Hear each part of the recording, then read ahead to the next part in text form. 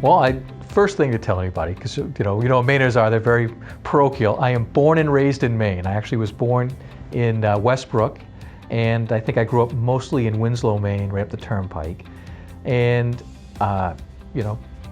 generally had a very good childhood. I had a twin brother, Bill, so it makes for some interesting conversations, and a younger sister, Susan.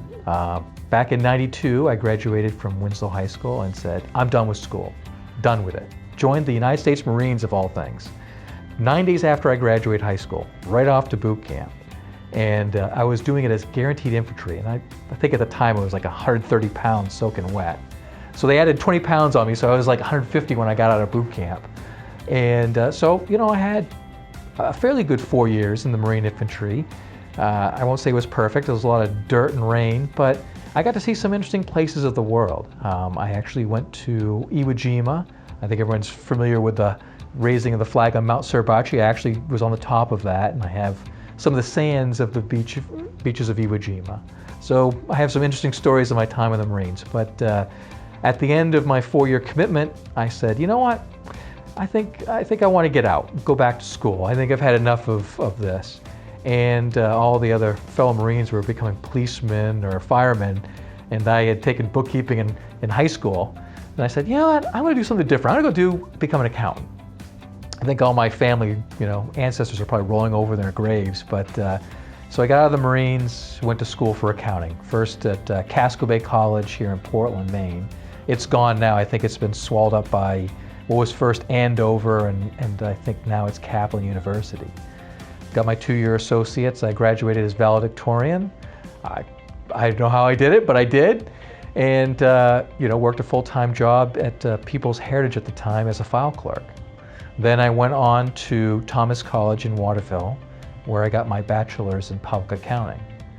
And graduated, went off to work as a tax accountant. And that was back in May of 2000. 3 years later, I practiced hard, studied hard, and passed my CPA exam. So in May of 2003, I became a CPA. And so I continued doing work as a tax accountant. 3 days after Christmas, 2004, I won't forget it, I was in the National Guard at the time. They sent me off to Iraq. So I went to Baghdad, Iraq as a security officer. And I was in charge of 50 people guarding a 3-mile section of wall in Baghdad at Camp Liberty, of all places. It was hot. But a year later, I got back and went back to work as an accountant. But I'll be honest, I kind of changed a little bit from my experiences. I was in charge of like 50 people. I wanted to do more than just tax returns. I wanted to sort of be an advisor, sort of take charge. And I found that when people came in for a return, you give them some advice, they look at you, ignore your advice, and wander off. And I said, you know what? I want to become an attorney because people sort of respect the brand of being an attorney. They trust the advice that you're going to give them.